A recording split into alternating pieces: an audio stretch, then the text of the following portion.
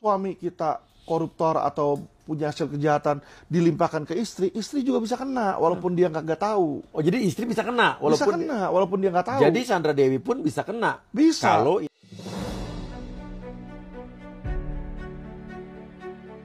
Kejaksaan Agung telah menetapkan suami Sandra Dewi, Harvey Muiz, sebagai salah satu tersangka dalam kasus korupsi komoditas timah yang ditengarai berpotensi merugikan hingga 271 triliun rupiah. Terbaru, Kejagung juga telah melakukan penggeledahan di rumah Harvey Muiz. Saat ini, sejumlah aset pribadi dan pergerakan uang yang pernah dilakukan oleh Harvey pun tak luput dari perhatian Kejaksaan Agung. Sebelumnya, Harvey dikabarkan memiliki saham di sejumlah perusahaan batu bara lain, seperti PT Refinet Bangkatin, PT Sariwiguna Bina Sentosa, PT Stanindo Inti Perkasa, CV Venus Inti Perkasa, dan PT Tinindo Internusa. Kehidupan Harvey dan Sandra memang dikenal royal. Keduanya menggelar resepsi pernikahan di Disneyland Tokyo, Jepang. Kemudian salah satu anak mereka, Rafael Muiz, sempat menjadi sorotan karena mendapat hadiah jet pribadi saat ulang tahun yang pertama.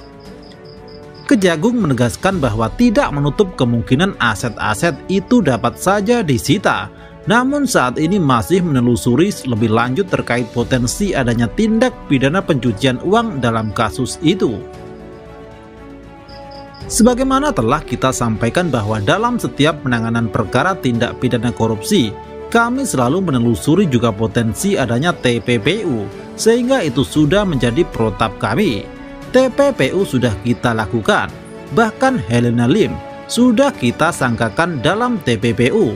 Tidak tertutup kemungkinan terhadap HM, kata Direktur Penyidikan Jampindus Kejagung Kuntadi dikonfirmasi Senin 1 April 2024.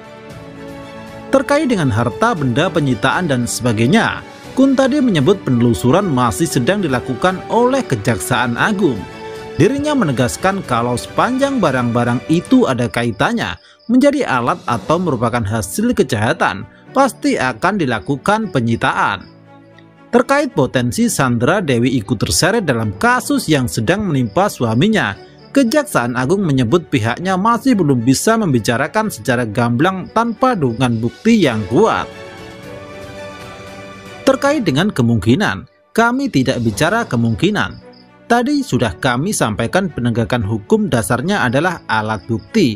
Kami tidak akan berandai-andai, jelas Kuntadi. Demikian informasi yang dapat kami sampaikan.